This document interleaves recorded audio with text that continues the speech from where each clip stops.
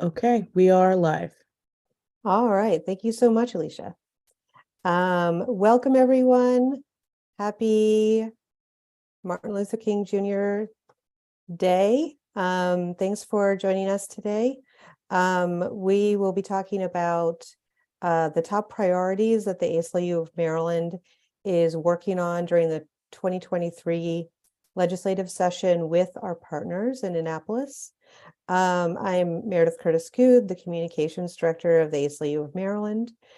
I have put in the chat the agenda for today. We're going to be talking about medical parole, Police Accountability Board, independent investigations, marijuana searches and eliminating criminal penalties for marijuana, an overview of the Maryland Voting Rights Act, and an overview of the Maryland education budget. Hey, Caitlin. So if everyone could mute themselves when they're Thank you so much.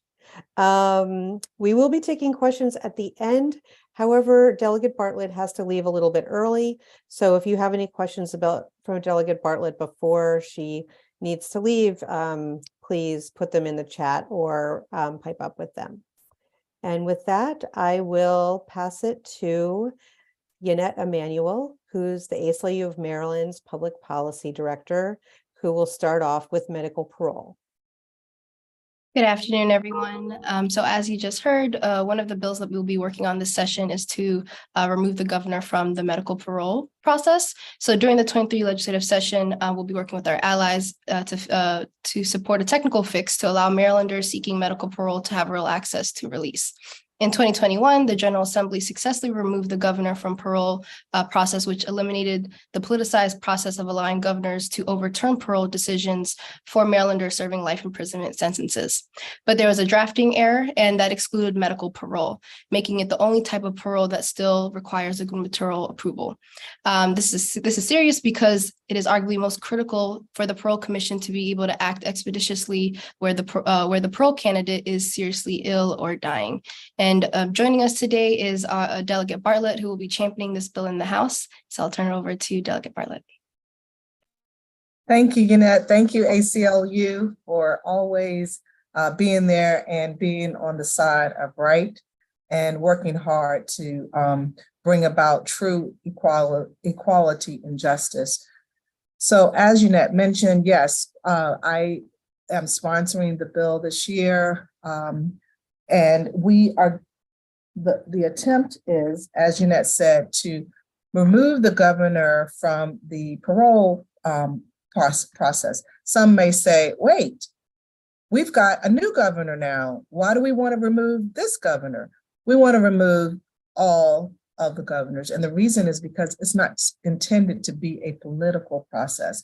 We have a parole and probation board, and so they have been put in place for this very reason, and we don't want a political overrule. I will say, as Yannette mentioned, this bill was put in last year. It was supported by the Maryland State Bar Association, the Maryland Office of the Public Defender, Justice Policy Institute, the Legislative Black Caucus of Maryland, ACLU, and that's just to name a few. I'm not going to name them all, but it is an important bill so that we could have true equality.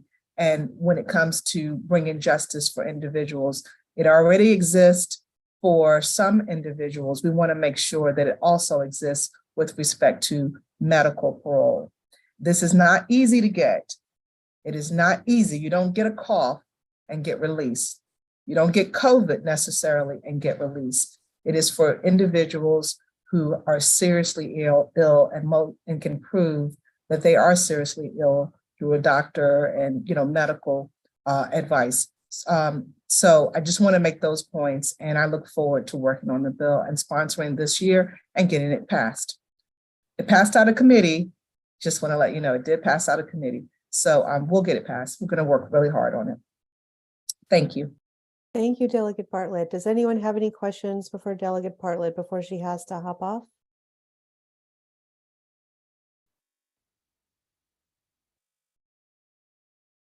Hi, Meredith. I just have a question. Hi, this is William Forward. Go for it. Delegate, just a real quick question. Could you just summarize very quickly in terms of, you mentioned about some of the serious ailments. Could you just summarize those very quickly, please? Well, William, that's a good question. I don't happen to have any medical background, but I'll tell you what we have in the bill. We state in the bill that if that you have to provide the inmate's medical information, and we have to give a description of the inmate's condition, their disease or their syndrome.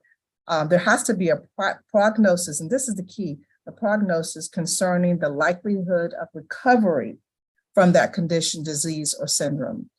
And then we also they also need to include a description of the inmate's physical incapacity and score on the Karnofsky Performance Scale Index or similar classification of physical impairment. So we're talking true, there's a true illness, there's a physical impairment. Words like physical impairment, we wouldn't be talking about, as I said, something such as a cough.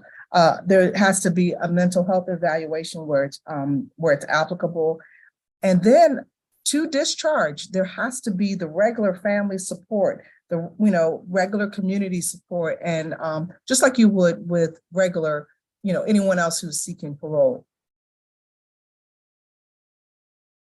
Does that help you? Is that helpful, William? I hope so. Yes, thank you. All right, Sure. Thank you so much, Delegate Bartlett. Next, we are going to be talking about police accountability boards and ensuring that they have the power to do independent investigations. Give me a moment. I'm going to pin Yannette Emanuel, who is going to speak to this first. As Meredith mentioned, this session, the ACLU of Maryland and the Maryland Coalition for Justice and Police Accountability will be working to pass a bill to clarify that local governing bodies have the power to empower their police accountability boards to issue subpoenas, interview witnesses, and employ all other investigative techniques necessary to draw accurate conclusions about incidences, and to investigate claims prior to the Administrative Charging Committee's adjudication and after. PABs must have this authority in order to do their jobs. The Maryland Police Accountability Act of 2021 directed all counties and Baltimore City to establish a PAB and Administrative Charging Committee. But despite this strong community support, research, and best practices indicating that independent investigatory powers are critical functions of community oversight boards, no PABs in Maryland currently have this authority. However, several jurisdictions seriously considered giving their PABs that power, but were unsure whether they had the authority to do so. This is a result of primarily due to improper claims made by the Fraternal Order of Police about the authority local governing bodies have to give these boards independent investigatory powers, and quite frankly, threats of suing them if they pursue to give these boards independent investigatory powers. So this session, we're seeking to clarify that they do in fact have the authority to give these PABs independent investigatory powers. And joining us also is Stephen Waddy with the Anne Arundel NAACP, who can speak more to this as well. Hello, my name is Stephen Waddy. I'm the first vice president of the Anne Arundel County NAACP. I'm here speaking on behalf of President Ricky Nelson Jones. Our message has been consistently been that police cannot police themselves. The need for independent investigations has been a dire one for the Black community and is an ongoing concern for all communities interested in truth, fairness, equal protection, and justice.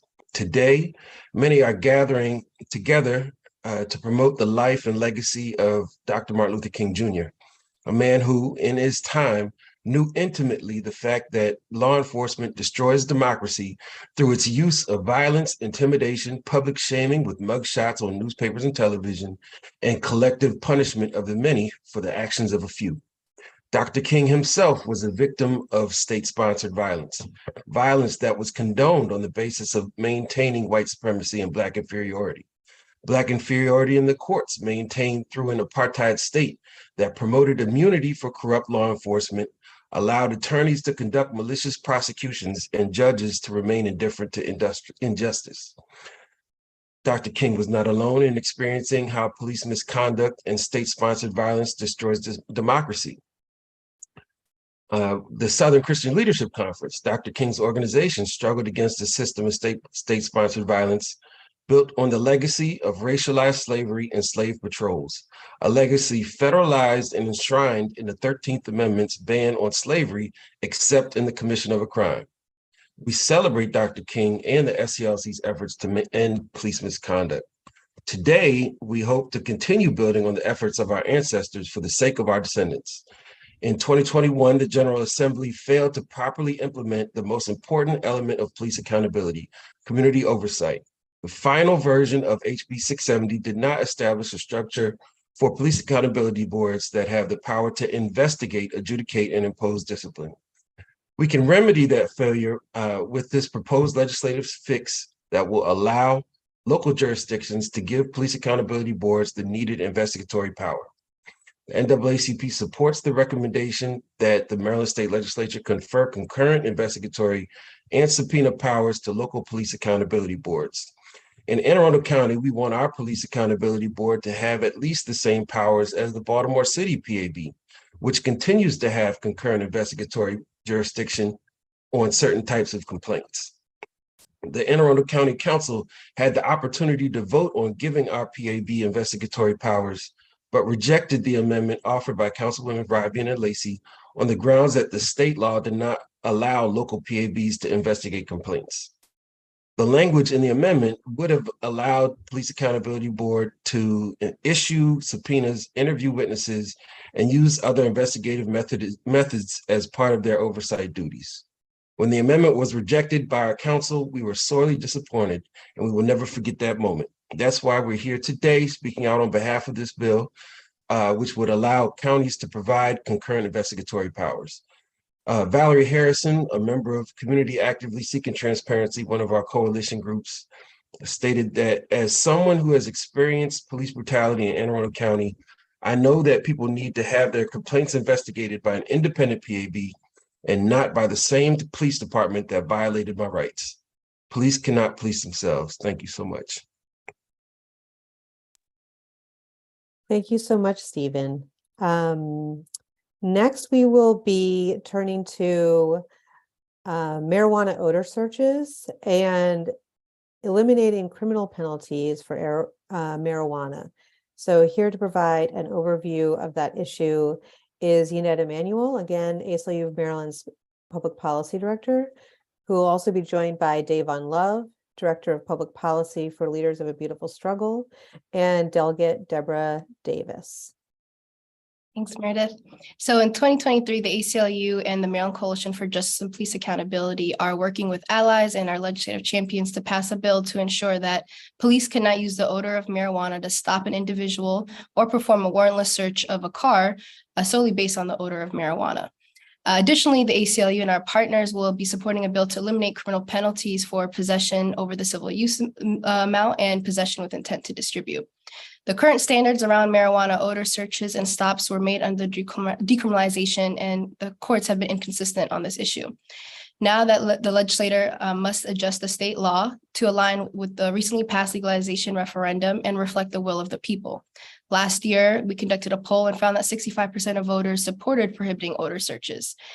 Police have long been granted the authority to conduct searches based on something that cannot be categorically proven, a claim based solely on their sense of smell. These claims have been routinely used to infringe individuals' right to privacy and justify racial profiling. In 2021, Black people were nearly 41% of all made up nearly 41% of all traffic stops versus 31.4% of the population, and probable cause was used to justify 76% of all searches of Black people. And without eliminating criminal penalties for marijuana-related offenses, what we have is a partial legalization, and Black people will continue to be vulnerable to existing arrest patterns, and where they continue to be disproportionately targeted by police and saddled with criminal penalties despite marijuana legalization. Some states that have legalized have seen an increase in racial disparities in arrests, mainly due to the fact that they haven't addressed racist police practices like odor searches or have eliminated criminal penalties that are still on the books for marijuana-related offenses. And so with that, I will turn it over to my colleague, Davon Love. Davon, hold on one second. Let me make sure I can pin you. Hold on a second. Go ahead. All right, good afternoon. As Yannette said, Davon Love, Director of Public Policy, Leaders of a Beautiful Struggle. I just want to provide just some brief commentary about the public safety element to conversations around cannabis legalization and these policies that you had mentioned around odor searches and criminal penalties. Oftentimes, law enforcement and district attorneys use the cannabis prohibition policies as the basis for their crime fighting strategy. And it's important to note that it is this dependence on cannabis prohibition policies that have actually led to bad police work. When you look at law enforcement accountability efforts and you look at reports about the challenges of law enforcement, whether it's the 2016 Department of Justice report, the Graham report, the Maryland Commission on Restoring Trust in Policing.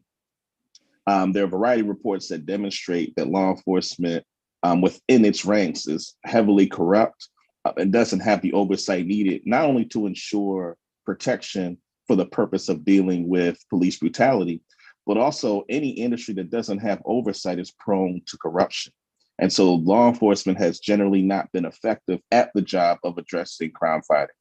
What this does is that dependence on cannabis prohibition policies, these criminal penalties and odor searches, they actually have the effect of tracking hundreds of thousands, particularly Black and brown folks, into the criminal justice system, exacerbating many of the inequalities that exist, while again, at the same time, not doing anything to effectively address the concern of public safety. So I raise this because those who are opposed to these policies will raise public safety as one of the primary concerns as to why these provisions, why these bills shouldn't pass. So I wanted to provide some commentary for those who confront that particular rationale, to provide some justification as to why it is that, in fact, these policies will be used and weaponized for the purpose of mass incarceration, and that we should not see these policies as hindering the approach to public safety, but rather demand that law enforcement do a better job, given all the other work on police accountability that we mentioned before, demand that law enforcement do a better job of being able to effectively apprehend those that are the drivers of violence and crime in our community. And again, not rely on cannabis prohibition policies that have only exacerbated mass incarceration in Maryland and around the country. Thank you so much, Davon. Next, we'll go to Delegate Deborah Davis. Thank you. And thank you, ACLU, for your leadership in all things equity and justice. I really appreciate it. I'd like to talk about cannabis-related offenses. And I'll be carrying a bill that basically moves to decriminalize some of the use of cannabis. It's a funny thing. Once I was on judiciary last year, and once we actually got the bill drafted and we were voting on the bill, the last bill or the last amendment that I filed or I tried to file within my committee was to change the word from legalization to decriminalization, because the bill still had severe criminal penalties in it. So how can you tell the citizens of the state of Maryland that we just legalized cannabis use for those over 21 when there was still serious civil and criminal penalties for the use? So in the effort to try to make the current law more equitable and more and to show more justice as the state goes into the distribution and growth of a formerly illegal substance, to make it better, we have to deal with how formerly impacted communities or still impacted communities, how they will be impacted by severe penalties and still be targeted for criminalization. It's pretty much adding insult to injury. And that's how I feel about it. The current law adds insult to injury. We've seen how it devastates certain communities. We see how we're over policed for the same behavior as other communities aren't policed about. And I really think it's time that we lower these criminal penalties and civil penalties. And the best part of this bill is that it gives the judge an option to give community service rather than civil penalties, because we also know that civil penalties disproportionately affect certain communities. So I'm really excited about it. And I wish we got it right the first time, but I have a note in the back of my head that talks about everybody's ready for economic benefits from the legalization of cannabis. but still we're fighting for the justice and equity part of the legalization of cannabis, and we fell short. Thank you. Thank you so much, Delegate Davis. Next, we're going to a new issue, a new bill that's going to be introduced in the General Assembly this year, a Maryland Voting Rights Act. And here to provide an overview of that new proposal is Greg Brown, Public Policy Counsel with the ACLU of Maryland. Let me pin you, and you're good to go. Welcome, Greg. Thank you so much, Meredith. And thank you all for being here. And I'm going to be discussing why Maryland needs its own Voting Rights Act. So although Maryland has a progressive reputation nationally, many jurisdictions in our state have a history of troubling conduct when it comes to race and the right to vote. Many of the voting rights abuses and discriminatory structures that persist among Maryland's hundreds of local government entities happen simply because these communities don't have the legal tools and resources to investigate and prosecute them. Have been unavailable or too costly. This problem is happening in part because judicial decisions over the past 30 years, most notably the increasingly right-wing arm of the United States Supreme Court, have chipped away at protections under the Federal Voting Rights Act. Thankfully, Maryland can enact its own fully effective Voting Rights Act, building on models that have recently been enacted in New York and California to ensure protection of minority voting rights, no matter what damage a right-wing majority on the Supreme Court does. And in addition to that, we've also seen states such as Arkansas start to chip away at theirs. So that's just a matter of urgency that is going to be needed on this issue. And I'm now going to pass it off to my colleague, Morgan Drayton of Common Cause Maryland, who's going to talk more about the bill. Hi, everyone. Thank you, Greg. And I want to thank our partners at the ACLU of Maryland for inviting me here to speak today to express our enthusiastic support for the Maryland Voting Rights Act this legislative session. We believe that passing this legislation will be a huge step towards protecting the right of all Marylanders to vote and to be heard in our democracy, particularly Marylanders of color. Every eligible voter should be able to cast their vote on Election Day free from obstruction or intimidation, and this was the intent of the Federal Voting Rights Act as it was passed in 1965. Unfortunately, the Supreme Court's curtailment of some of the act's key provisions over the years have weakened those protections for those communities who have been historically blocked from accessing the ballot, undermining the very intent of this law.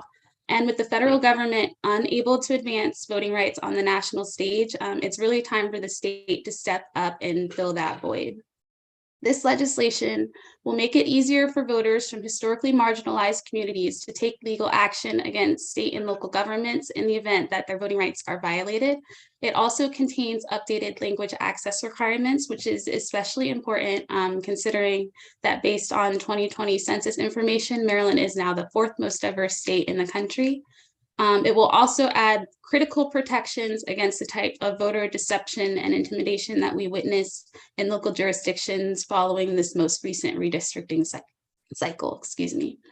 There is no doubt that we have a lot of work to do to get this bill across the finish line, but in the face of constant attacks on our right to vote, it's clear that we must do what is necessary to protect and strengthen our democracy. Maryland should follow the lead of states like California and New York in enshrining voting rights and protections in our state constitution. I really look forward to working with our partners and sponsors to pass a strong Voting Rights Act in Maryland. Thank you. And just to note for everyone, thank you so much, Morgan. We're going to have detailed information about the bill up on our website probably by tomorrow. So you'll be able to see a breakdown of the different sections that are being proposed. So get back in touch with me. I'll put my email in the chat if you have any further questions about this new proposal. And I can get you that overview. Finally, we have the very important issue of public education rights in Maryland. And Frank Patinella, Senior Education Advocate for the ACLU of Maryland, is going to provide an overview for the 2023 legislative session. Thank you, Meredith. Hello and good afternoon. For education, Maryland's Constitution guarantees a thorough and efficient education for all children in the state. And right now, school districts are still working to get stable and have been doing what they can to address learning loss and other challenges triggered by the COVID-19 pandemic. Leaders in the General Assembly passed the $3.8 billion education reform bill called the Blueprint for Maryland's Future in 2021. And for this coming fiscal year, or school year 23-24, we expect that the full projected increase dictated by the Blueprint law, which is about nearly $390 million, will be in the governor's budget. But we won't know until January 20th, which is when the budget is due to be released. Beyond what is expected in the Blueprint, in the budget, there are a few large issues affecting children and families in public schools that will likely require additional supplements in the budget. We've heard from families across the state about unreliable bus transportation and a shortage of bus drivers. Children have missed a significant number of school days in school this year. We have asked the Maryland State Department of Education for data on missed school days due to transportation issues, but we have not received a response.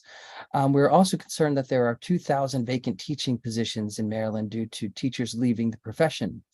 And based on trends, we know that Black and Brown students, as well as students from low-income households, will feel the impact of this issue more than their white peers in wealthier areas.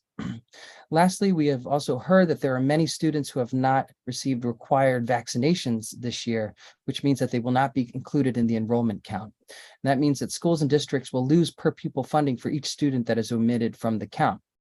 We want to make sure that there is a hold harmless provision in the budget to ensure that children don't lose out on educational opportunities for matters that they have no control over. To close, we want to send the message that the Blueprint, while it is a big investment in our schools and will go far in terms of meeting the constitutional standard to fund schools adequately, is not a silver bullet that addresses all of the problems that families are experiencing in Maryland's public schools. We are asking the governor to address these matters in the budget to ensure that the Blueprint, and more importantly, Black and Brown children in Maryland, get off to a solid start for the upcoming school year. Thank you. Thank you so much, Frank. And here we will stop the live stream